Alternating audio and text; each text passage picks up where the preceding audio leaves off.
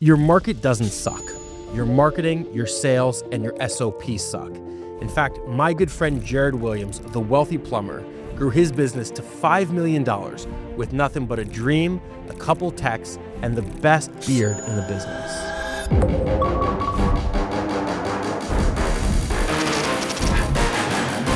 You know, everybody complains about their market. Everybody says, my market's not so good. But you grew a business in 3 years in Alaska, 60,000 total population. Correct. And you sold for $5 million. Yes. Well, how the hell did you do that? I may have lied to you a little bit. Okay. Without meaning to. Okay. I started a company, like it took me a little bit to figure out what I was doing. Like I started the company, I was a one-man show for like twice. I'd start it and shut it down, start it and shut it down. And then the third time I started it, I was like, screw this, I got to make this work. I say I started the company the third time. Okay. The first two times, I didn't even care about the company, right? Yeah. However, I did learn some stuff those first two times about like how to go to a customer's house and how to not run a business because I didn't make any money the whole 9 yards. I got the I'm tired of not making any money. Sure. I'm going to build it this time to actually make some money. You know, that having a kid is the same way. You know, you try and you try. Finally, you get the right formula of timing and accuracy. And then it happens. And then it happens, and you can't be a little bit pregnant. So, correct. There you go. You either are or aren't, and you get it. Yeah. So that's how you felt. Okay, so how long did you fail for, and why were you failing? So I originally went into business because I was tired of working for somebody else. I love my freedom, as you know. Yes. I'm a freedom person. So I thought, I'm going to go work for myself. I can do just enough jobs to make the same amount of money, which means I won't have to work as much, and I'll have way more freedom. And so that's what I set out to do. And it worked for like 2 months, and then I would get too busy. And then the business would like consume my life. And then I lost freedom. And then at the end of the year, I would look at my tax return or my P&L. I didn't look at my P&L. I didn't even know what it meant. But it would say, you made $66,000 this year. And I was like, I made $130,000 at my regular job. Yeah. And I worked half the amount. I should probably just go do that again. So I'd go back to work. And then I get tired of working for somebody. So I'd be like, I'm going out on my own, but I'm going to do it different this time. I'm going to like be really picky about the jobs I take on. And I'm only going to take on a few jobs. And I think that can work. Like you take Ellen Rohr, for example, she talks about her husband. Yeah, totally. Hot rod. Which is funny because like Hot Rod is the hydronics guy, right? Yeah. So I knew Hot Rod before anybody else in the home service industry because in Alaska we are hydronics. Right. And so I'd go on heatinghelp.com. And there he was. And I'd be getting advice on hydronics. Yeah. Anyway, I thought that was kind of fun. And then I met Ellen later and found out her husband was Hot Rod. And I was more excited about the fact that her husband was Hot Rod than meeting Ellen Rohr. Don't tell her I said that. I won't. Well, hopefully she doesn't watch this. She does. Oh, crap. I love Ellen Rohr. Me too. So, you know, the second time I was like, I'm going to be really picky, blah, blah, blah, blah, blah. And I didn't make any money. And so I knew how to like get phone calls. I knew how to go to people's homes and sell them things, but I didn't understand the numbers behind a business. So it was literally the whole concept of job costing. Well, I wish I would have read Ellen's books. Like, where did the money go? Because it explains it perfectly. It's like, it costs this much, so you have to charge more than it costs. It's that simple. Yeah. But if you don't know how much it costs, then you don't know how much to charge. Right. And so the second I understood that, and then I went all in on residential service because I was like, there's no way I can make money on new construction or commercial service. Yeah. And even just getting, like, I came from the commercial new construction world. And I watched my bosses have I saw their numbers. I saw the 2% net margins. And I was like, no, thank you.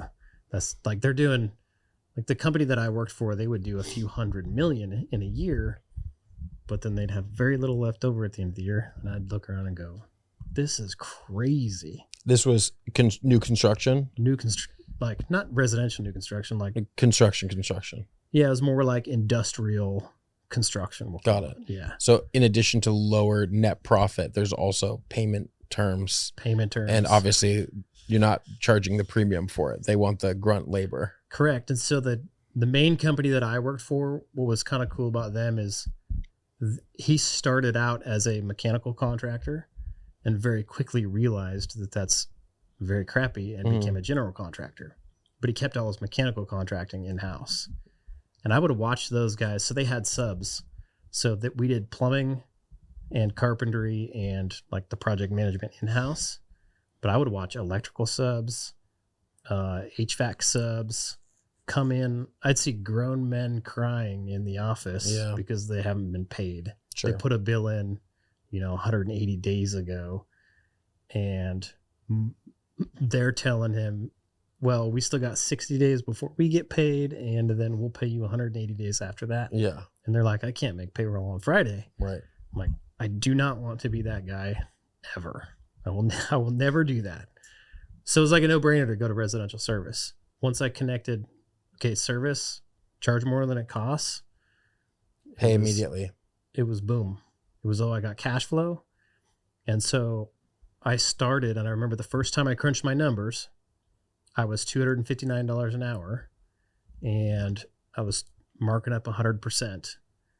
And before that, I was $120 an hour, marking up materials like 20%, something dumb like that, right?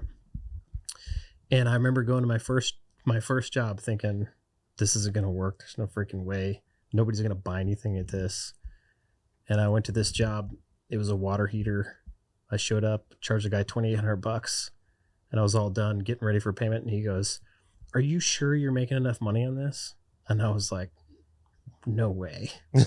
The customer said that too. The customer's asking me, are you sure you're making enough money on this? Interesting. And I was like, I'm sure I'm making enough money on this.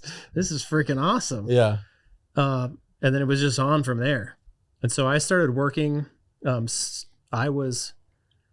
I worked my ass off for like 6 months, did roughly $800K in revenue in 6 months.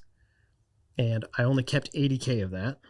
The rest got spent on trucks, tools, marketing, all the good stuff. And the $800K was done just through you? $800K in revenue. Yep. Through just me through you. in like a 6-ish month period of time. Wow. And then I hired my first guy because I was like, man, I can't do this forever. This is crazy. So I rented a shop. I got another van. I hired another guy, and I said, hey, I gave him a credit card. I said, go to the store and buy the stuff you need for this van. Yeah. So he went and bought all his own tools and his own materials, and he thought it was the coolest thing in the world. And then I started sending him to jobs, and like the next day, literally 2 days later. No training, get in the van, ride-alongs, no onboarding process. Just go do it. No, nothing. And it was sink or swim, and he sank a couple times, but he eventually figured out how to swim. So it's not like you were like, hey, the third time I'm going to get this playbook to learn. You said the third time I'm just not quitting, and I'm going to do it differently. That's the only difference. Yeah. I'm not going to quit. I'm not going to quit. I'm going to do whatever it takes to figure this out. I was so tired of being a plumber.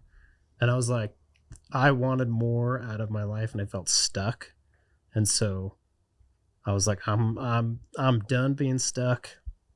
I'm going to figure this out. I think the difference between pretending to be ready and being ready, or not being ready and being ready, is just action. It's like having a kid.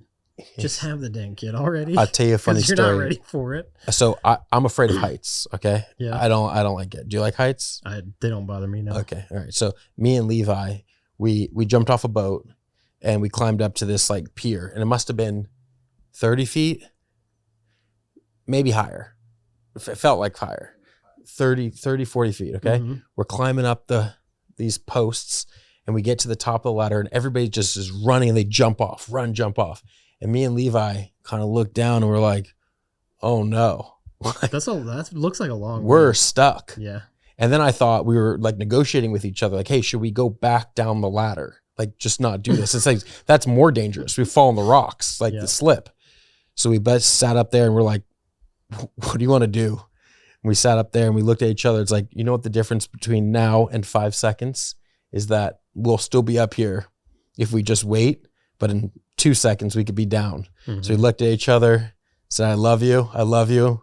We started out holding hands, but then didn't on the way down. Little bromance. And it was it. Yeah, a little, for sure. I love Levi, but that was it. Like once you jump, then you realize it's not that scary. I was ready all along. It took me a long time to get ready, and it took me a long time to make the decision to jump. Oh yeah. But the decision to jump was immediate. Yep. So once you jump, that's it. And then we could do it again. I don't want to, but I could. Yep. And if you didn't know how to swim, you'd figure it out real quick. Real quick. Yeah. My buddy Eric, our producer, claims he doesn't know how to swim. I don't understand that. I don't understand that as an adult. How do you not know how to swim? Well, we'll test it out later. All right. Sounds good. So anyway, so you were at this point, you were ready, and that's a big step. So like, talk about that. What was the onus for saying, I'm not going to give up this time? I was just tired of being broke. Or I wasn't broke. Like I made a good living. My wife taught, but it was just like, I was at the peak of my career, and it was like, this is it. And I was young. I started in the trades I was in high school when I got my first job in the trades. And so I was like 20. I'd be up there. It's a 5-year apprenticeship. I was 23 when I became a journeyman. I got the equivalent of what everybody else would call their master plumber license when I was 4 years later. You got to work for 4 years to get it. And I was a foreman for a company running big work, and that was it. And so I'm in my like late 20s thinking I'm at the peak of my career. This is as much money as I'm ever going to make. And I'm watching these old guys retire, and their retirement kind of sucks. My parents kind of retired around the same time, and they're like pinching pennies on their retirement. And I was like, I don't want this. This is not what I want. I want something different. And honestly, I didn't want to have to wake up and go work for somebody else every single day either. Okay. So I was ready. I saw the opportunity. So the sales and the marketing have come easy to you. The sales and the marketing, have come easy to me. Yes. That's probably my strengths is I don't know about the marketing specifically, but I'm willing to do the marketing. When you were in, what was it, Anchorage? No, it wasn't Anchorage. It was Fairbanks. Fairbanks. Yep, Fairbanks, Alaska. When you were in Fairbanks and you're playing with a pool of 60,000 people. Yes. Is the proportion of spend, is it on demand? Is it Google? Is it branding traditional? Is it social media? No, it was pay-per-click at first. Pay-per-click. I was the first company in Fairbanks to go on Google local service ads. Wow. I was the only one. Up until I sold it, I have no idea if anybody else is on it. Okay. It produced like 2 calls. It was super dumb. What was the cost per lead? Like $7. Okay. It was crazy. But we got like 2 calls a month. And that was back when the reviews were split between your GMB and your GLSA. And so we'd built up a bunch of reviews on our GMB. We're the highest rated company in town. But then on our GLSA, we were, maybe 50 reviews or something where we had 500 or 600 on our GMB. And what Google would do is they would throw your Google local service ad up there and then show 2 more people's GMBs from their reviews. Yeah. And I was like, you're just giving all the calls to all these other contractors. Right. And are you saying pay-per-click was inexpensive because not so many Alaskans were? No, it was not there? Inexpensive. Like it was a far cry from inexpensive. It was $300 or $400 a phone call. It was expensive. Okay. But that's how we grew. Like we got up to where we were spending 40 or 50K a month on pay-per-click. Wow. And then, the first, like we grew. So I hired that first technician. I hired a CSR actually, like 3 months in. Somebody to answer the phone, run the schedule. That is the single greatest person I've ever hired right there. Because it just like took so much off my plate. Allowed me to go produce so much more revenue. Yeah, if you have a good CSR, it changes it. Oh, changes the game. A lot of the times you go to these shops and the CSRs are young, sitting on the vape, long nails, and you're just like, they could care less whether the call is booked or not. And you're like, you're the most important gate to me getting work. They're And- the most. They're so underlooked. Yeah. Yes. Okay, so your girl was good though. She was good. She answered the phone. She booked the call, and she would triage the calls based on how I told her to triage them. And then she didn't have a problem moving people. You know, one of the best videos, not to digress here, but one of the best videos that I saw from you was the CSR call when somebody says, hey, what's the price over the phone? And you said, don't give them the price. Say, we can take care of that for you. Yeah, we can help you with that. Right, we can help you with that. Have we done work for you before? Cool. Let me look you up in our system. Or, cool, let me get your first name. Whatever it takes to move the call forward. Yes. Okay. 100%. All right, so the majority of your growth was from PPC. PPC, and then, let's see, that'd be 9 months in, we rebranded. So we started out as Jered's Plumbing and Heating, and then we changed the name to Prospector Plumbing and Heating. Was this an homage to Hot Rod? Prospector or Jered? J-Rod. No, I see what you're saying now. Hot Rod the movie? No, Hot Rod, Ellen's husband. Oh, I didn't even think about that. Oh. Hot Rod's one of my favorite movies. Oh, okay. You ever watch that? Yeah, with the Andy, Yeah. whatever his Jew. name is, the Jewish guy. Yeah. Yeah. He's funny, though. He's a funny Jew. He is a funny Jew. No, that was a nickname that I... Hard J. Hard J. That was a nickname that I got in the trades. Okay. Everybody called me J-Rod. J-Rod. Like, I'd made a pretty good name for myself I was a union plumber. We did plumbing and heating, and everybody knew me as J-Rod. Yeah. And, like, everybody knew J-Rod. Okay, so J-Rod to Prospect. Prospector Plumbing and Heating, and we designed a truck wrap, and I got my trucks wrapped. And we had 2 at the time when I got them wrapped. And all of a sudden, everybody's like, we see your trucks everywhere. How many do you have on the road? I'm like, 2? And they're like, really? I see them all the time. But you got to remember, like, it's a small community. There's not that many roads to drive on. Right. And so when your guys are running calls and going to the parts store and coming to the shop and going home, it's like a driving billboard. Sure. Also, Fairbanks, Alaska, no billboards. And we were the only ones with a fully wrapped van. Like the first ones ever to wrap a van. Did you design it yourself? No. No. Who did it? So my brother owns Mammoth Marketing. And he's shut down his branding department now, but he used to have a branding department. So they did my rebrand. Yeah. Cool. Yeah. Very good. So when you're out on the road doing these sales calls, yes, there's I don't know. Did you ever have any crazy sales stories? No. You never ran into anything weird? No. I mean, so the craziest thing I ran into up there, there's a lot of Alaskan Native people.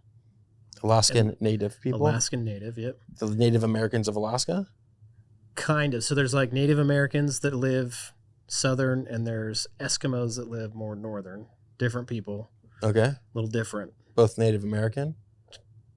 I don't know. I think the Eskimos came from Russia, over from the Russian area, like Russia area. I know nothing about I'm not Eskimos. really sure. Okay. I lived in when I was a kid, I lived in a place called Bethel, Alaska. No, it wasn't an igloo, but it was an even smaller town, a little village. Okay. And they were all Eskimos there, and they were insistent they were not Native Americans or Native Alaskans or whatever they are. And what's a Native Alaskan? They're just different than Eskimos. And they're different than Native Americans? Yes. Now they came from Native America. I mean, they're like the same people group, but for some reason they don't want to be called Native Americans. They are Alaska Natives. Okay. Is what they call themselves. All right. Very cool people. Still blue jeans or no? Blue jeans. Long hair? Long hair. That's so, okay. Yeah. Okay. Incredibly dry humor. Like just the driest humor ever. For some reason I get along with them really well. Yeah, I could see that. I love them to death. Some of my favorite people were Native Alaskans, or Alaska Natives, however you want to call it. But so we have a lot of programs to help them out.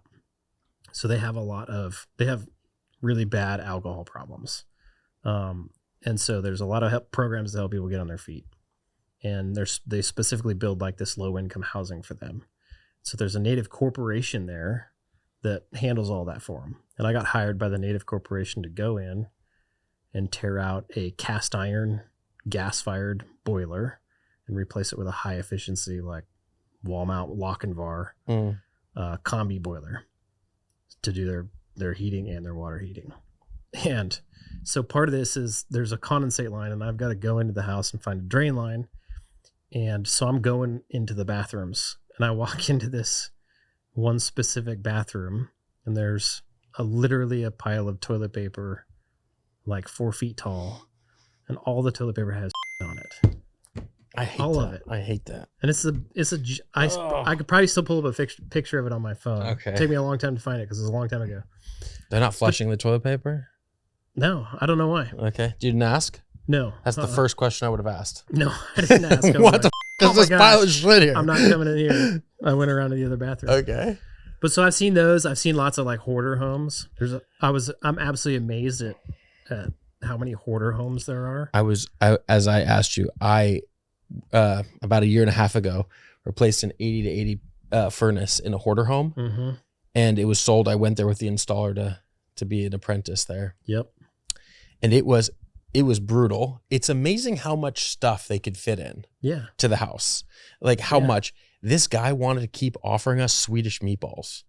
And I was like, where are you cooking these things, bro? The kitchen is packed. Covered. It's packed. Yeah. Evidently he has a a cooker in his bedroom. That's where he makes the Swedish meatballs. Oh, dang. So he's like, no, but for him it was like, please, like I would love to. Yeah. And I was like, no, we'll go eat. She's like, no, please, you're working so hard. Yeah. Let me cook for you. And I was like, he might be hungry. Not me. This guy's hungry. I yeah, promise. dude, this guy's hungry. Don't tell him where the meatballs came from, but sure, go for it. Yeah, it's some of the nicest people, and they're like embarrassed about the way they live. Yes, but they can't stop. Yes, I I noticed that. So after we did it, and we put a new thermostat there, he wanted the paperwork. And he was like, where should you put it? Where are we going to put it? It's like, where are we going to put it? Throw it anywhere. What's the difference? Yeah. But he had a whole system for where things went. Yes. So lots of hoarder homes. Houses are dirtier than you like. My wife is a clean freak, and she freaks out when the house is dirty. Like there's like 3 things out, and I'm like, you're the cleanest person I've ever met. And she's like, no, I can't be. I'm like, I go into hundreds of homes. Yeah. And I promise you, nobody's house is as clean as ours. The average house is a lot dirtier than you would think it should be. I'm with you. Yes. That really bothers me. My wife cleans up before the housekeeper gets there. Yeah, isn't that weird? I don't get it. I don't either. Why did you hire a housekeeper if you're going to clean before she gets there? I know. And she's canceled if the house is too messy. Oh, yeah. She can't see the house like this. She can't see the house like this. This is the job. Yeah. Yeah, of course. I wish people did that with HVAC, Hey, before the guy gets here, let's fix this thing up a little bit. That'd be nice. Yeah. Right. Okay, what else? Crazy? Yeah. Yeah, something. Nothing, dude. I've heard crazy stories. Yeah. But I've never experienced them. Ever. Like that's as crazy as it gets. I don't know what to tell you. You're crazy as a hoarder home and a pile of used toilet paper. That's about it. How did you not ask about the toilet paper? They weren't home. Okay. Yeah. You didn't call anybody? No. No. That was the worst customer I've ever had, though. Yeah, of course. I can tell you that. Well, they did nothing but complain. They got that thing put in for free, and they did nothing but complain about it. Yeah. Yeah. That is generally the case with the cheaper customers. Oh yeah. And I had to learn that lesson many times. Like there is an impulse to want to give. Yeah. Because you're there, you know how to do the work to say, I'll give you a deal. Let me give you a deal. But the second you give a deal, it's like they are like more critical about how shit this work is. Well, yeah, it's odd. It's like somebody who pays you 10 grand versus somebody who pays you $200. The 10 grand customer is way cooler. Right. Way more grateful for what you did. Yes. The $200 customer that maybe you gave them a $200 discount, they're still pissed. They leave you a 1-star review. Yes. Yeah. Right. Yeah. Or they make up a story all about you on Google. And then what do you do? And none of it's true. Do you fight on Google? Do I fight like in the reviews? Yeah. No. What is your protocol for combating negative reviews? So if we get a 1-star review, I want to know somebody needs to look into it. A manager somewhere is going to go look into it and see what happened. Go look at the call, talk to the technician, and call that customer. Yeah. As soon as humanly possible, and get their side of the story. And if we did something wrong, we will fix it 100%, hands down. If we didn't do anything wrong and they're just a pain in the butt, we don't give them their money back.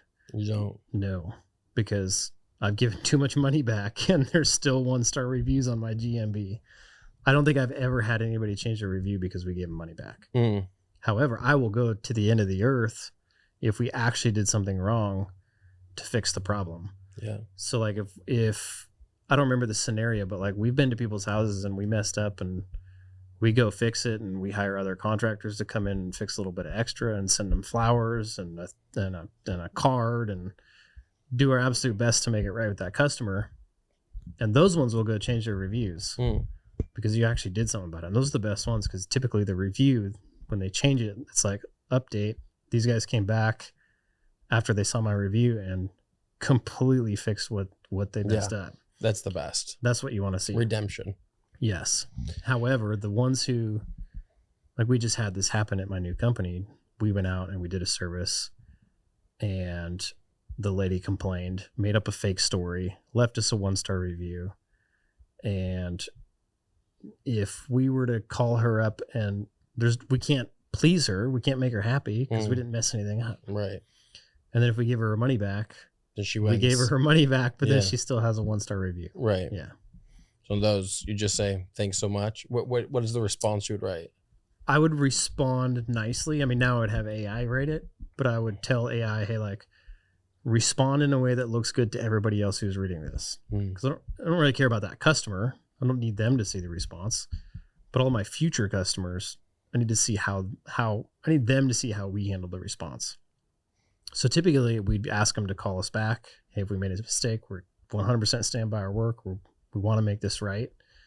If you'd give us the chance to make this right, we would really appreciate it if you would answer our phone calls or call us back or send me an email or whatever. Anything to the customer who's reading it to show that you made every effort possible to rectify. Yep.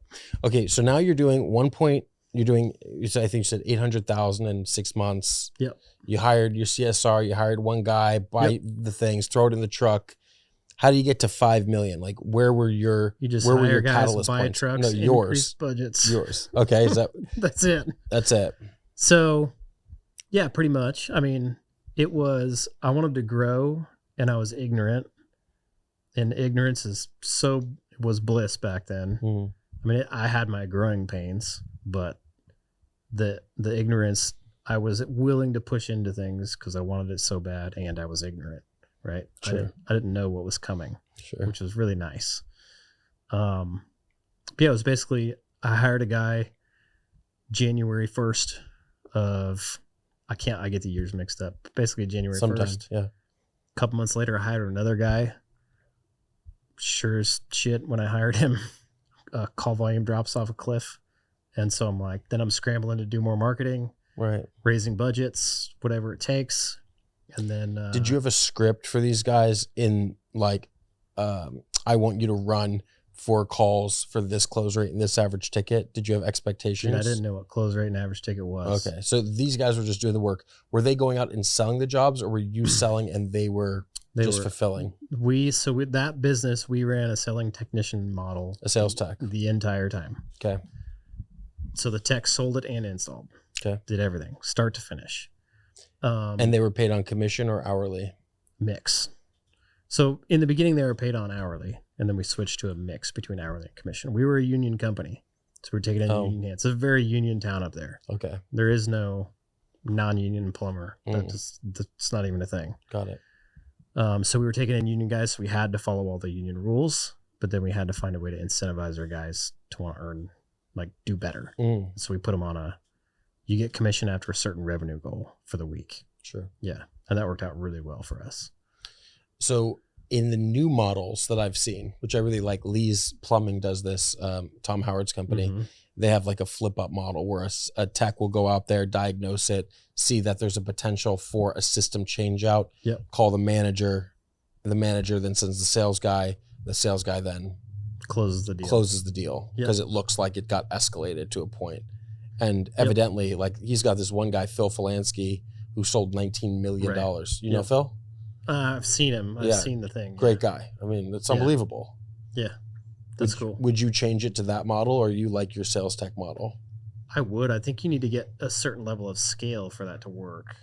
And I don't know that we ever reached that point. Yeah. Like we were just starting to question whether we should split our like selling technician and install technicians. Because we were running into the point where it was hard to get guys that could sell and install. Up there, it's all really complicated stuff. And so technically you have to be pretty good. To find somebody that's technically really good, plus can have a decent conversation with the customer, is very difficult. Yes. Where we lucked out is that because we just paid more than everybody else and made our benefit package way better than everybody else and put people on a commission structure, which nobody had, and basically like bought whatever tool you wanted, you got. Like, I didn't care. There was thousands upon thousands of dollars worth of tools in everybody's truck. Everybody gets a Pro Press. Everybody has a Pro Press. Everybody has all the jaws for Mega Press and copper and the split ring jaws so you can reach in. Like, whatever they needed, it was there. Like, it was all Milwaukee. It was awesome. It was everything I wanted when I was in a truck, right? Sure. So because of that, we got incredibly qualified technical individuals. And because we had really high quality like technical skills in our company, we would get called out to fix the things that all the other companies messed up. So we would literally be going and ripping out systems that another company installed for 20 grand, and we would be reinstalling it for 35 grand, just because our technicians knew how to actually install it properly. Sure. And so the customer would go like one winter and it wouldn't work.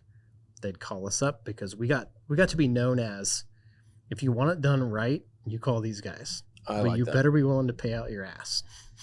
But they do it right, and they get to you quickly. So that was us in the marketplace. If you know that you have to spend money, like if the customers can be conditioned to know that they have to spend money, they should pay the most for the best peace of mind. It's why I don't buy an Android phone. You know? Yeah. I know what I expect with the Apple. Whatever the iPhone costs, I'm going to buy the iPhone. I'm not going to be switching. Yep. You can buy the. He has an Android. You got some Android users. He does. Yeah, I know. It's horrible. Yeah. Whatever. Android users. They don't know what they're talking about. You can go to REI and you can buy the REI brand rain jacket, or you can buy the North Face or Patagonia or whatever. You get what you pay for. Yeah. For the most part. And I think as long as the customer can afford it, it makes them feel better to have something nice and quality. Well, but it's a weird thing because like nobody's ever going to look at it. And let me give you a example. This is frustrating for me. We had to just do a bathroom remodel. Okay. It was like a last minute thing before we went on vacation. I demoed the bathroom. Okay. And I set up everything. And then I got professionals to come in. It's going to be like a $40,000 bathroom remodel. But it's unlike a kitchen remodel where people will come into your house and go like, wow, what a beautiful kitchen you have. Nobody sees the bathroom. Nope. So now I got to think of ways to bring people into the bathroom to go, hey, by the way, just want to check out this bathroom remodel, right? It's the same thing with HVAC. It's like, you can't show people, like, come down to the utility room. I really want you to check this out. Right. But they want it to work. They want it to work. Yeah, they want it to work. Like, there was a way. If you're gonna spend 15 grand getting this put in improperly, or 18 grand or 20 grand putting this in the proper way, most people would spend the 18 or 20 grand. And so like when people are going out for sales calls, like technicians specifically, they automatically think the customer is always going to go for the cheapest price. Yeah. And that is not true. No. Customers don't buy on price, they buy on value, right? Yes. So if you can go in there and show them that you are the best value, you're not the cheapest, but you're the best value, they're going to choose you. Yeah. I would say even customers will buy on not having a headache about it. That's value. Okay. Yeah. That's value to them. Yeah. I had to switch contractors for this bathroom remodel. I went the cheap way. Yep. A guy I know. Yep. And you regret it every time. every time. Yep. And he wouldn't respond. It would be like a week later. I'd buy stuff. He'd go return it. Yep. And it's just like, why? Why did I put myself in this position? So when I go out and sell and I ask the customer, they go, well, can we get a cheaper price? I ask, like, have you ever had a bad experience with a contractor? Mm-hmm. They're like, yeah. What happened? Yep. What happened? Then they'll tell you, this guy, he told me it was going to be done here. It took 3 weeks later.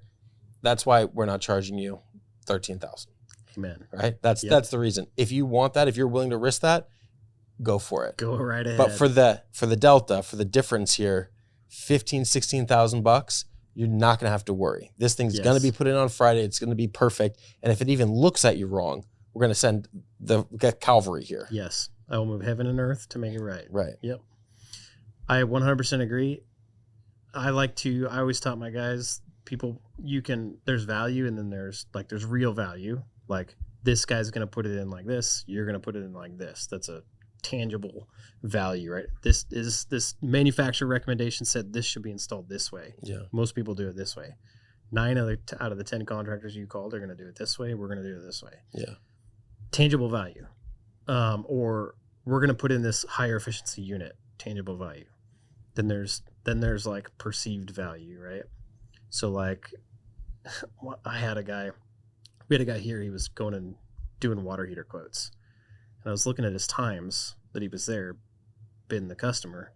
He's like, people keep wanting to get 3 bids. What do I do? And I'm like, well, let's go look at your calls. He's there for like 20 minutes. Yeah. Sometimes not even that. Yeah. I'm like, what are you doing? Walking up to the water heater and going, okay, it's a water heater. Here's your options. Yeah. Like, that's not going to work. Yeah. Right. And I said, so think about this customer. They don't know anything about this water heater. They don't know it's a 50-gallon water Probably heater. Their first time even standing in front of it. And I said, you technically don't even know anything about that water heater because all you did was look at it and see it's a 50-gallon water heater. Did you ask the customer? Like, ask the customer. So, has this water heater given you any problems? How many people live in the home? I want to make sure that I give you the right size and, the proper water heater to fit your needs. Ask some questions about it.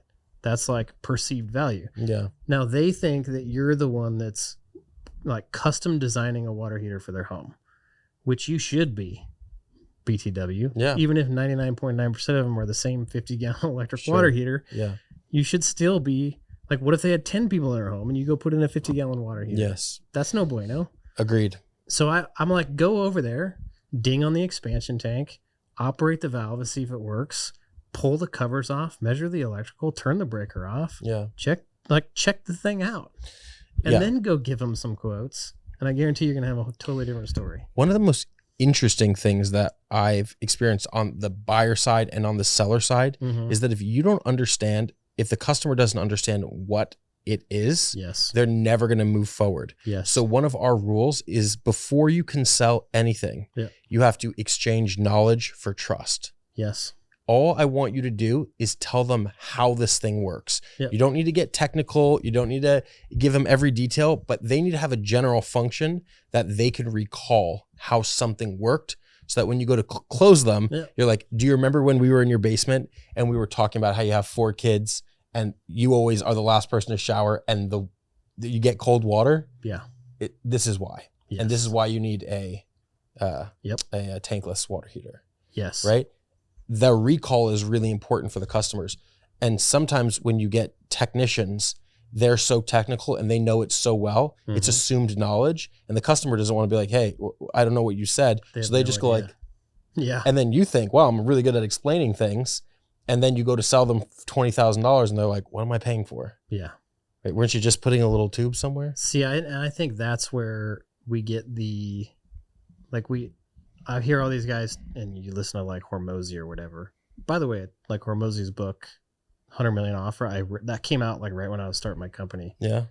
And just the idea of value, like adding value to things was mind blowing to me. It's like, oh, I just be more valuable and they'll pay me more. I was like, okay, I'm already charging more. So how do I add more value? That was great. Good book. Yes.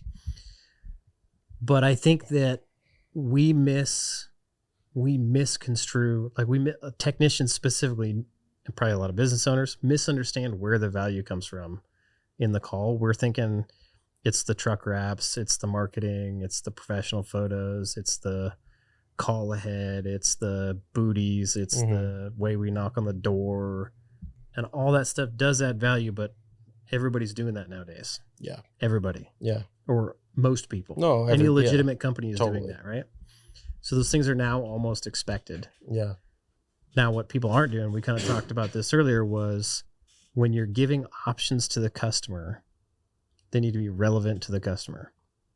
And so if you go into the home, like take the water heater example again, if you just give them options for a water heater, those are just your water heater options. Now, if you go into the home and you have a conversation with the customer and you get to know that customer and get to know that customer's needs, and you can put options that are relevant to their specific needs in front of the customer, that's the biggest value add that you can add in a service call, in my opinion. I agree. If you can like think ahead for the customer, and give them all of the information that they need and make sure that they have the clarity to understand that information, that's where the value comes in my opinion. And I think that's where sales come from. What do you think the missing ingredient to sales is that everybody overlooks? I think they just overcomplicate it. What does that mean? I mean, I think they either don't want to sell anything, so they don't, right? They're like, think it's ripping the customer off, or they have bad mindsets, or they do want to sell, so then they go completely opposite and they try to become a salesman in the home. Yeah. And the reality is, like, neither of those work. I don't think you can go be a salesman in the home. They try to go in and act all professional and somebody they're not. Sure. They need to go in and be just a normal. I told you the story of Google, how I failed. Yeah. Doing that Exactly. exact thing. Yeah. Yeah. You can't be somebody you're not. And so go into the home and just like be a normal human being and have a normal conversation and lead the customer along the journey so that they have the understanding and the clarity to be able to make a good decision. When a technician feels like they're selling, I always ask, have you been to the dentist recently, or have you been to the veterinarian recently? Yeah. Now, it's very interesting. The dentist, okay? Let's use the dentist. Mm-hmm. You call, your tooth is fucked up, right? So you go to the dentist. They have the nice CSR. Don't worry, Dr. Lowenstein will see you. Go to the waiting room. Let's take x-rays. Yep. They take x-rays. Then the dentist comes over, explains to you the x-rays.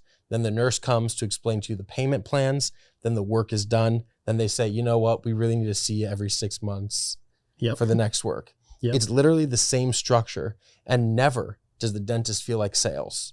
It feels like that is the process by which this happens. Yes. Now, we skip the x-rays and the explanation. Exactly. That's what we do. Exactly. That's the point. Yep. If you skip the x-ray and the dentist comes in and goes, Jered, we need to pull 3 teeth. We're going to take care of that right now. You might go like, maybe get a second opinion. Yeah. Right? I don't know why. I came in here because of one cavity. You have to pull 3 teeth. You haven't even looked in my mouth yet. Exactly. Yes. So the x-rays are important. That is the exchanging knowledge for trust here, so that the customer knows what knows how to what to expect. Now, we do what's called 2 points of verification, okay? So the customer doesn't trust you. No. Okay. You come there, you're a stranger in their house. Often you're dealing with the wife. I'm 260, wearing a tool belt. We're going into some small space in the house, right? So whatever I say, I need the customer to be able to tell me, regurgitate to me what I said. Yeah. They should be able to explain back to me with easy words what I explained to them. Okay. Okay. That's number one. Then when I turn my back, what is the customer going to do? I don't know what. What do you think? If I told you something and you wanted to verify it, where would you go? Oh, I'd go verify it. Where? I'd go look. I don't know. Where would you look? The internet? Perfect. Probably. Yeah. So your customer is going to go to the internet and type in whatever you just said. Yep. Is this true? Yeah. Now, so our word track was the AI description that Google provides. So now we made a word track. The customer sees the word track and can already regurgitate it. Now I look like an expert, right? We memorized the first 3 lines on whatever the website was. Yep. Then the customer is going to call their husband and she's going to say, hey, this is a big problem. The husband's going to go, no, you don't understand. These people, they always want to rip you off. And then the wife, having heard it from you and the internet, is going to go, You don't understand, honey. Yeah. This is aluminum wiring. It's, here's the time period that it was really popular. We need to replace it because it's a fire hazard. It's creating arcing. Yeah. Right. So those points of verification allow the customer to fully believe you, and you are telling them what the issue is that they can regurgitate to you, and they're able to verify online exactly what you said, and they're able to repeat it back to a spouse. If you could do those 3 things, close rate spikes. Yep. I agree. Yeah. So my buddy Jeff Cronin, we were talking about him, yeah. 8.4 million. He says you need, trust, clarity, and money. Need, trust, clarity, and money. What would you would say want, trust, clarity, and money? So he develops them. He wants you to go into the home and make sure that you develop an understanding of need with the customer, right? So you might know that your drain isn't draining all the way. So you need some sort of drain cleaning. But if I were to come there and camera the line and we found that the bottom of your sewer line is collapsed or failed, right? I need to bring you out to the camera and show you and explain to you the need clarity. Yeah. And get you to admit that you need it or that you want it repaired. So he would have you give them an A-B scenario. Do you want me to address this or ignore it? And then you say, oh, no, I want you to address it. Mm-hmm. Okay, cool. So now you've just admitted that you want me to address it. That would be the need, right? The clarity would be you saw the camera. I explained to you what the pipe is, how it works. Yeah. And then building trust would be what we talked about, giving you multiple different options, the whole 9 yards there. Yeah. Yeah. Interesting. Yeah. So what do you do after that? So just say it goes well, but the customer still is like, yo, we need multiple options. Like I always get multiple options. So I think if you get to that point, you've already screwed it up. That's my I really believe that. You never have gotten to the point where no matter, even though you've done everything that you think is good, the customer still says, hey, Jered, I need multiple options. I just need to sleep on it. So me personally, believe it or not, I have never gotten to that situation. Wow. I've never had anybody tell me, Your Highness, take his course. Where can you find out about the Wealthy Plumber course? I am not a sales guy. I just naturally was good at selling whatever I was selling in Alaska, right? I am not a sales trainer. I'm not a sales teacher. It's not my thing. Okay. I did not want to do that. So don't get in my course if you want to learn sales. There's a little bit on sales in there, but I honestly have never had that. It's one of my biggest misunderstandings of technicians that come into my companies and then they go out and they got like a 50% close rate. And I'm like, how? Like they literally Googled us. They chose us before we ever went out there. They chose us to come fix their problem. And they called us and they took time off work and we're at their house and they have a problem and you have the ability to fix it more than likely on your truck for them. How do you walk away without helping that customer? I don't understand it. It makes zero sense to me. Right? Well, you must be very, very good at sales then. I don't think I am. I really don't. Okay. I mean, look, if you're getting 100% close rate and no, I don't need multiple option objections. I was very motivated to sell. Okay. I think that's the difference between me and most technicians. Sure. Because I owned the company and I knew that I paid $300 for this phone call. Yes. And I knew that my bank account was down to $5,000 and payroll was due on Friday. Sure. So I was extremely motivated to find something to sell the customer every single job. Yeah. And I didn't think it was anything special. It was just an organic conversation with the customer about what they have going on. I always made sure that they understood it. I don't talk in big fancy sentences. I tend to explain things to the customer. If they look like they're getting all glossy-eyed over, I don't explain it as much.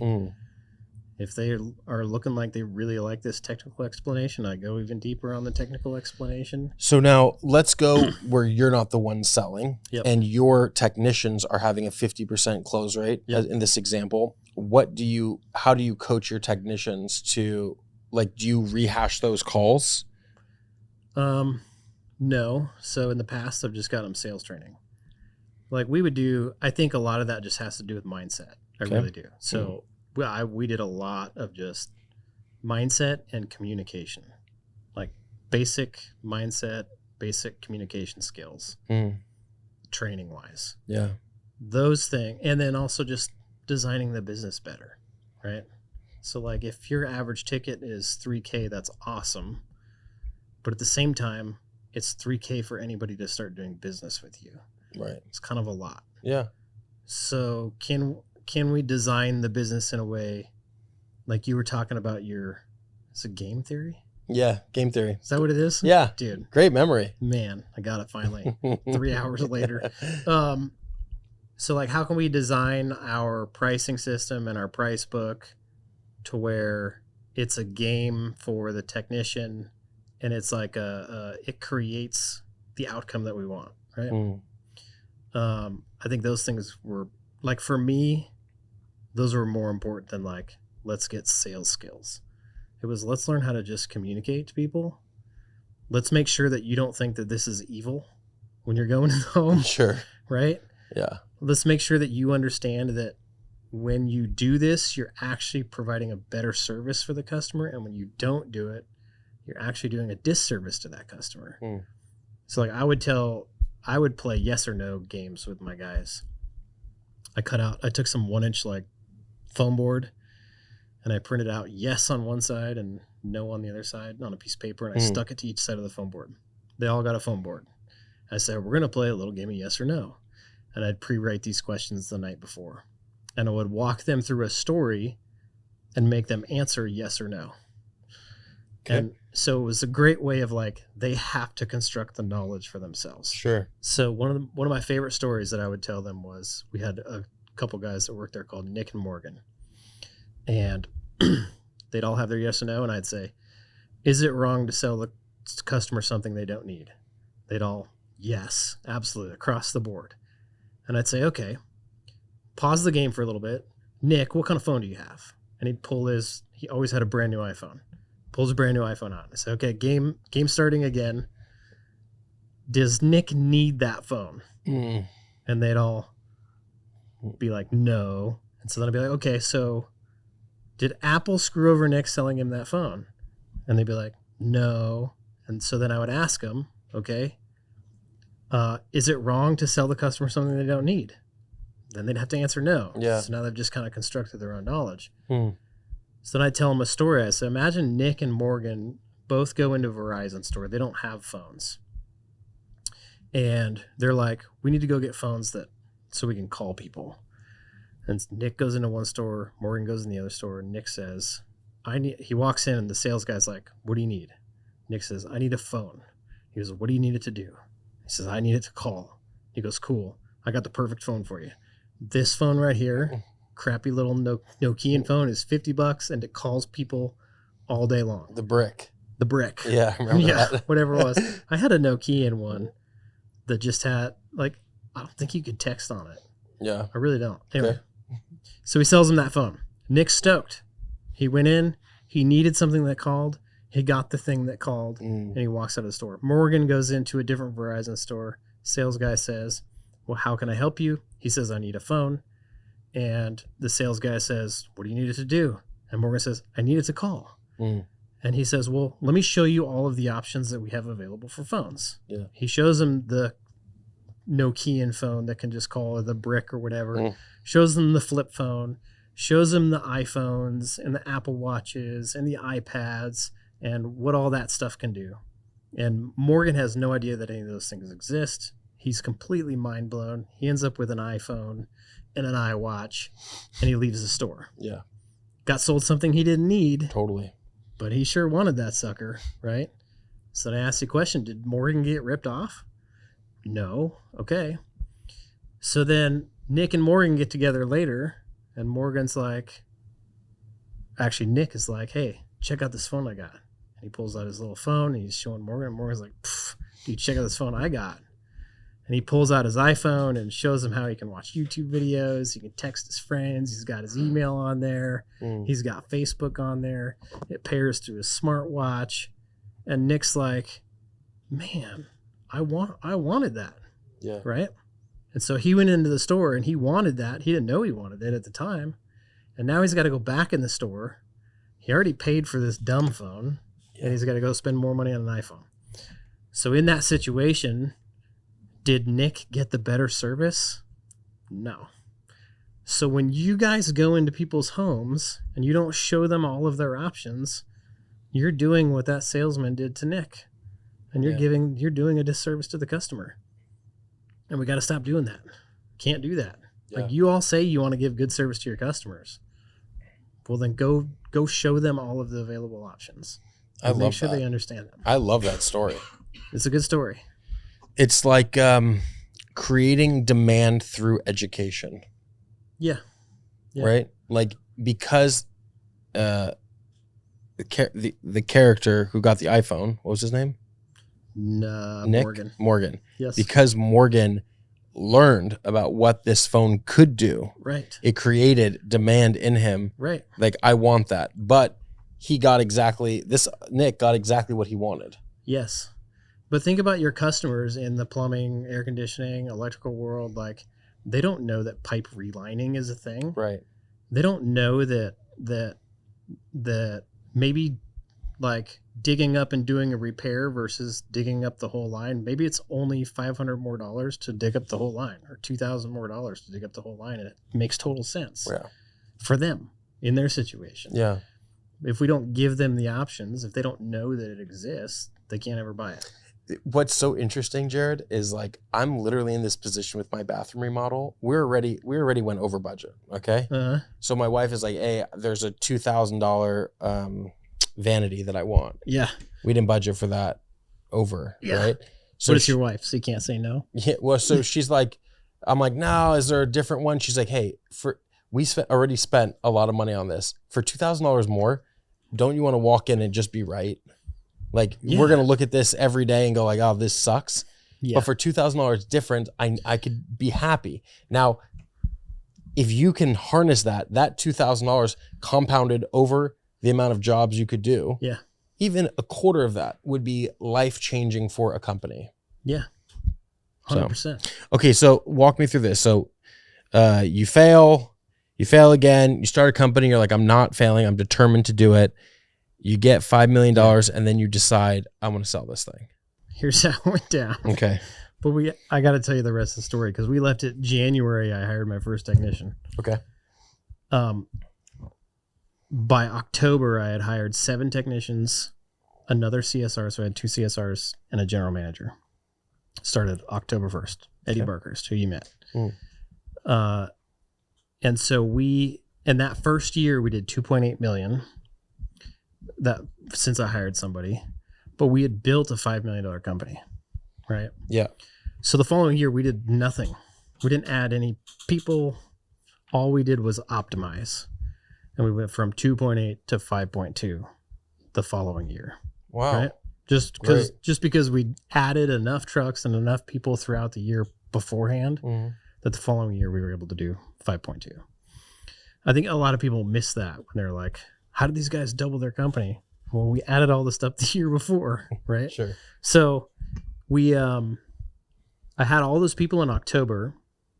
And so November, I decided to take a 2-week vacation.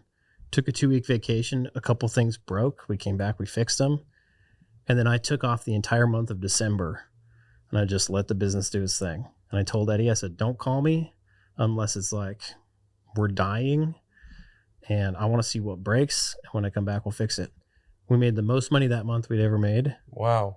Because I wasn't there. I wasn't there to like dig my fingers in things and make a mess. And so from then on, then we decided to move to Florida. So in May of the following year, we actually moved to Florida.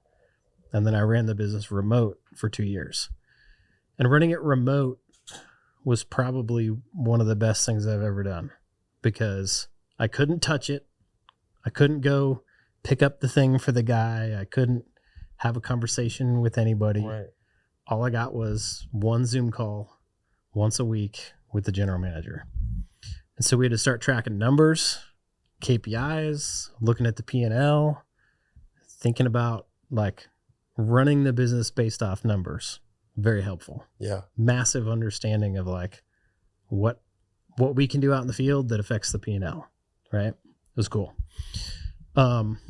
Which was crazy though, if you think about it. Like, I hired my first guy in January, and then a year and 4 months later, I moved out of state, 2,000 miles away. And then we just kept making money. It was rad. Super cool. So what did you do when you were here? Just chill? Dude, I got bored.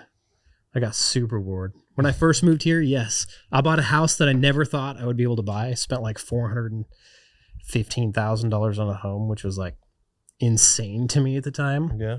But it was no big deal because the company was making, 1.2 to 1.5 million net profits a year.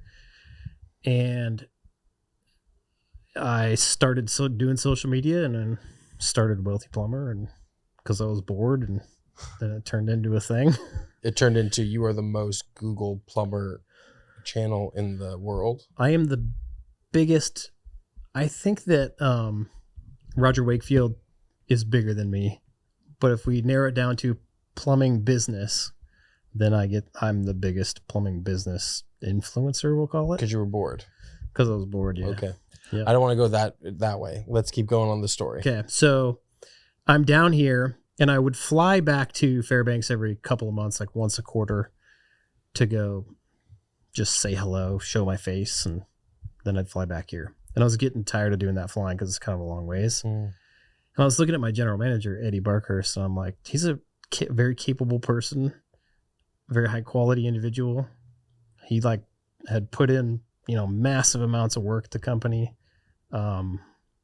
He was the whole reason that I was able to come down here. And so I'm looking at him, I'm like, we used to go to the shooting range for our meetings. That's what we would do. Awesome. Because it was easier to talk out there. We had a really small office. We couldn't have conversations about people around the office. So we would go shoot guns. And better to have difficult conversations around rifles. Yes, much better. much better. So we'd go shoot, and I was like, we were driving out there. It was like a 30 or 40 minute drive to the range that we'd like to go to. And I was like, where do you see yourself in like 5 years? He's like, well, I mean, I don't know. I'm like, well, in 5 years, are you going to be happy doing what you're doing now? And he goes, well, to be honest, like, I would like to do more. And I said, well, let's sell this thing, and you can come down to Florida and we can do something cooler and bigger and do more. And so we just decided then and there, well, yeah, let's sell it, and you can move to Florida. And did Eddie have equity? No, he did not have equity at that time. Okay. Nope. And so we were, we listed it for sale. Part of the negotiation was that you can have Eddie for a year. I'm not allowed to hire him for a year, but then after that, he's free game. And sold it, and Eddie hung out for his year, called me up after his year was over. He said, you still want to do the thing? I had started a pressure washing company in the meantime because I was bored. I think I saw that. Mm-hmm. Yeah. I was going to grow it really big, and then I decided I don't want to grow that really big. And so he came down here and helped me wrap that up. We sold that, and then we started another plumbing company. Why did you decide to sell to an independent family versus a private equity company? Private equity didn't want to touch Union Company in the middle of Fairbanks, Alaska. Got it. Yep. Because they're all about, like their benefits are all OpEx in their thing together. Yeah. They get good deals. And then they got this weird little union company. Got it. It just wasn't going to work. Did you take a full payout, or do they pay out over time? No. So we sold for $500,000 of that was owner financed. So I believe it's a 7-year note at 9% interest. Okay. Starts 24 months after the purchase. So coming up here in August. Coming up here, they'll pay you the first. They'll pay you the last. They'll pay me the very first payment. So they gave you 500. They give me $4.5 million 4.5 billion in cash. Yeah. And then I owner financed 500,000 of it. Okay. Yep. That's cool. Yeah. And that was the first time because you didn't come from money. No. You came from a poor neighborhood. You and your wife got pregnant. We weren't poor. Like my mom and dad both worked. They both had good jobs. We weren't poor by any means, but we weren't wealthy, and we definitely didn't have wealthy mindsets. That's for sure. So you meet your wife in high school. Yep. you knock her up when she's 16. Yep, like every man should. 16. She was actually 15. I was 16. You're 15, 16. Yep. Okay. You 16 and 17 when we have our kid, yeah. And then she graduates high school early. I graduate high school on time by a miracle of God, barely. Yeah. And then, we got married right after high school. So how did that $4.5 million check feel to you? Oh, it was dope. It was awesome. Like, I remember by the time we paid all the vans and we paid the broker and all the fees of the selling the business and then the cash back in the, like from the business, we kept the cash. Yeah. I negotiated pretty well on that one. We had a little over, it was like 4.8 million in the company account. And I remember I have a screenshot of that somewhere. And it was like odd. It was odd building a company quickly and then selling it and seeing that pile of cash. I didn't know what to do with it. I probably didn't manage it that great, to be honest with you, but whatever. You can make it again. Yeah. It felt weird. Yeah. Like then you and your wife are like, that's it. Because as the company was growing for the 3 years, it doesn't seem like, at least from your story, that you were taking major distributions other than a little bit for the house maybe. No, not really. We took that money and reinvested it in rental properties and things like that for the most part. Played a lot of the tax games, that kind of stuff. But I'm a pretty simple dude. Like I got this is my only pair of pants. I buy $40 Vans shoes. Yeah. Probably the most expensive thing I do is guns. Yeah. Yeah. Like it ammo. felt like I it. spend a lot of money on ammo and food. That's probably it. Otherwise, we're pretty simple. We live in a tiny little house. It's nothing fancy. I don't know. Yeah. Okay.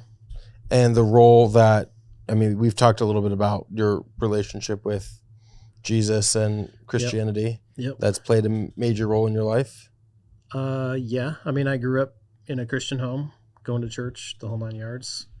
I never really paid attention in church. So I grew up in a very like charismatic, I don't know if it's Protestant or what it is.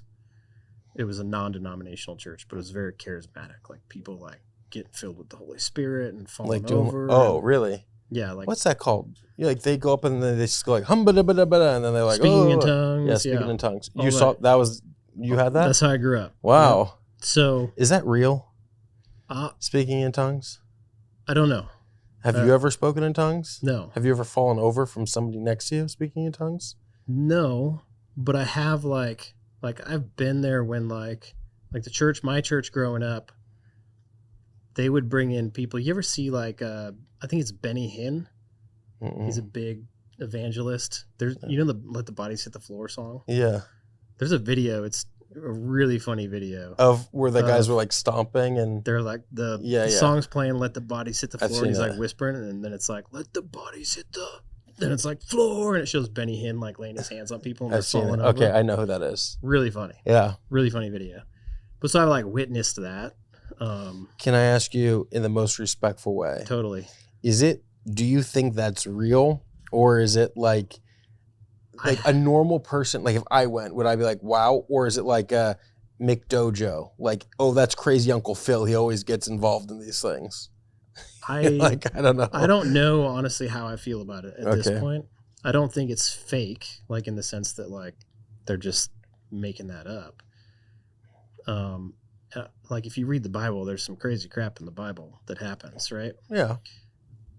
My interpretation of like tongues now is that like if you read in the Bible, they got the Holy Spirit and they're speaking in other tongues. Mm-hmm. I think they were speaking in other people's languages. I don't think it's some gibberish language. Is that where it came from? Yeah. Okay. Yeah. Like if you study it, that's where it came from. I think there's some things in the Bible that like it's like for Bible times. Like if I was like, I saw Pete walking on the water. It's a time and a place. You'd be like, nah.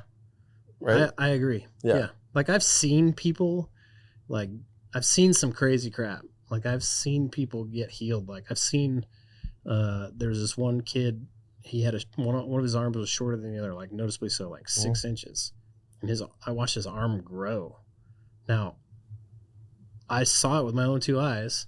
I don't know what that is. I don't know if like it happened. So it's not like human forces that are doing that. We don't have the ability to do that. Yeah. So in my mind, that's either God or the devil, one of the two. And I don't know, to be honest with you. I don't know what I think about that stuff. Yeah. I'm not going to a church that does that now. Okay. Right. Could they make anything grow? Maybe. Call them up. Call up Benny Hinn and be like, yo, dog. Yeah. Maybe it'll work. I mean, you could. Yeah. Yeah. But it was a huge part of it's a huge part of my mindset, because I have a very abundance mindset that I've had to develop, and it came from my belief in creation. Okay. Because I believe that God created the earth and humans. You do. And everything we see.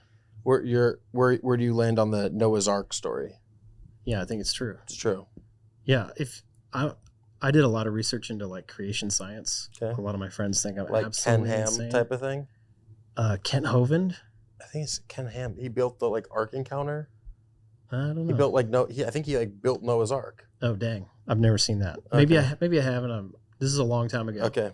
It's like a park in Kentucky, I think. Oh, Whatever. yeah, I don't know. I'm a pretty simple guy, so I will learn the reasons behind something. It will make sense, and I'll forget the reasons because I don't need to remember. But you'll keep the essence. But I'll keep the essence. And so my life has been a series of what I call truths that I have learned that have shaped the way that I view the world. But I believe all of those truths point back to a creator. To close this out, what are some of the truths, universal or religious truths that we should take with us? I think that these are hard for me to explain, again, because I learn things and I just remember okay, how does that I don't even remember the truth specifically, but I remember okay, how does that apply to my life? But I believe we were created. I think that's a truth. I believe that our bodies were created in an efficient manner. So you're Jewish, I think that we were given those foods to eat for a reason. I think God created our feet to walk. So I don't believe it. I believe in them, but I don't believe in getting fancy shoes with fancy insoles. I think your feet were made to walk. So I used to run a ton. I used to run 100-mile races and stuff. And I didn't run in barefoot shoes, but I ran in very minimal flat shoes. All that makes sense if we were created. Sure. God created us to do these things. Yeah, I think just the basic human morals, I think, come from a creator. If you read C.S. Lewis, it makes a lot of sense to me. Yeah. Do you know that Jewish people believe that too? I honestly don't know what Jewish people believe all the way. Okay. To be honest with you. Well, just that, because, I don't know if we want to hit this, but we believe in human principles. Yeah. Human principles that apply to everybody. Yeah. We just don't have the distinction of you have to accept Jesus in order to get to heaven. Right. We don't believe that you won't go to heaven. We believe that you will go to heaven. So is it universal in that sense, or how do you deal with the topic of sin? Do you believe in Adam and Eve fell? Do you believe that made mankind or humanity sinful and separate from God, and that needs to be atoned for? No, it's a part of the story that God wanted us to experience. So then how do you,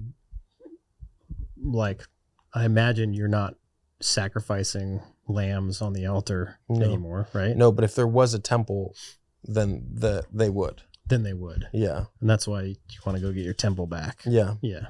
Okay. Yeah. Well, but I guess the point of this is the condition of heaven is in Christianity. It is through Jesus that salvation happens. Meaning, even if I'm a good person, well-intended, if I don't believe in Jesus, I can't get into heaven. I mean, well, that's just what the book says. Kind of. Have you ever, there's universalists who think that everybody goes to heaven regardless, because our God is a good God and he doesn't want to see anybody perish, right? It talks about that in the Bible. I don't know quite what I think about those. Okay. I know that if you read the Bible, and the reason I go back to the Bible because it's the most studied book in history, and it's the most historical accurate book as far as I can tell, and it makes the most sense, and it seems to offer a solution that makes sense. So I go back to the Bible, and if you read in the Bible, it says, "Whoever believes in me shall have eternal life and shall not perish," right? And so I look at that and I say, well, okay, well, what does belief mean? If you really believe something, it would show in the fruits of your life. So I think that's how you know if somebody believes or not, right? Sure. Yeah. By the fruits. By the fruits, 100%. It's not necessarily the fruits that get you to heaven or the good deeds, but I think that it's the belief in Jesus. Yeah. Yeah. That's what I believe. Awesome. Yeah. All right. We'll close this out with one code that you live by. One code that I live by. Yeah. Okay. Could be, I mean, we'll cut it to make it look nice, but Captain Jack Sparrow says, take nothing, leave everything. What does he say? I don't even know what Captain Jack Sparrow says. He's got a catchphrase. Do you have a catchphrase? My favorite catchphrase, it's on my Facebook page. Okay. It's pioneering is always more fun than persevering. I like that. That's a good one. Cool. Yep. Well, thank you for coming on Trent and Friends. Thanks for coming to my office to have me on Trent and Friends. Yeah. You are, we have a lot of mutual friends. Yes. You are a wonderful person. You're very nice. You are as advertised. Sometimes you meet people and on social media, they're like larger than life, and you meet them and you're like, what a drag. What a disappointment. Like this sucked. You are one of these people that like you are legitimately a salt of the earth guy's guy. You invited us to your shooting range. Yep. You taught us how to run the course. You've invited us into your house, and we're really grateful. So thank you. Anytime anybody who wants to come to Pensacola, I'll go shooting with you for sure. Thank you, Jered Williams. Yes, sir. Bye.